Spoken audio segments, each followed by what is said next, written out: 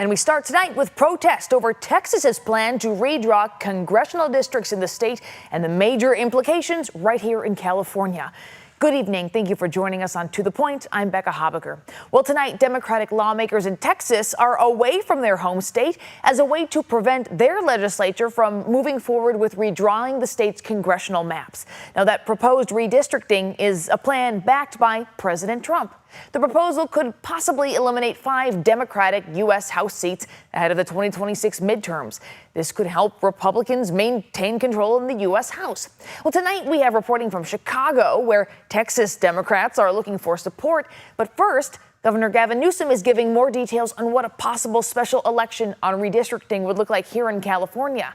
And meanwhile, a California Republican congressman is introducing legislation to stop this process nationwide. Lots of news going on, so ABC 10's Jeannie Nguyen joins us now to explain. Becca, Republican Congressman Kevin Kiley says politicians should not be in charge of redrawing district lines. That's why he's introducing a bill that would stop mid-decade redistricting.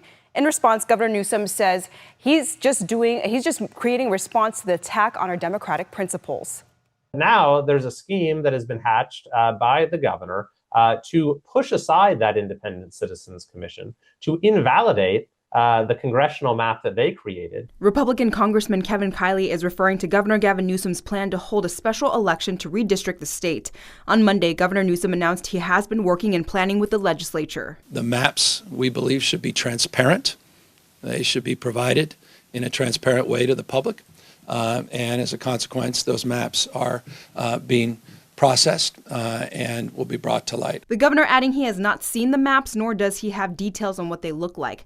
The state's current redistricting process was put in place by voters in 2010 under the Voters First Act, giving that responsibility to the California Citizens Redistricting Commission, an independent group who uses census data to draw the lines. Because of that, Congressman Kiley hopes his new bill will reinforce this existing process. I think that's the right approach. It's what we've done the last 2 times we've done redistricting at the start of the decade. If passed, Kiley's bill would prevent all states from redistricting too early. Kiley says politicians should not be redrawing lines, calling it a conflict of interest. I think it's a very bad move. It's a very unhealthy thing for democracy in our state, and my bill would make sure it doesn't happen. In response to Kiley's legislation, Governor Newsom says what the state is doing is just a response to what President Trump is doing to try and get more Republicans in Congress. Putting ourselves in a position to respond to the assault on the rule of law and our democratic principles. Even though the governor has been having conversations with lawmakers to plan this potential special election, he did say this would only happen under one circumstance. Triggered on the basis of what occurs or doesn't occur in Texas.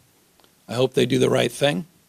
And if they do the right thing, then there'll be no cause for us to have to move forward. But again, we're working with the legislature on a trigger that if they do move forward, California will not sit by idly and watch this democracy waste away. We'll fight fire with fire.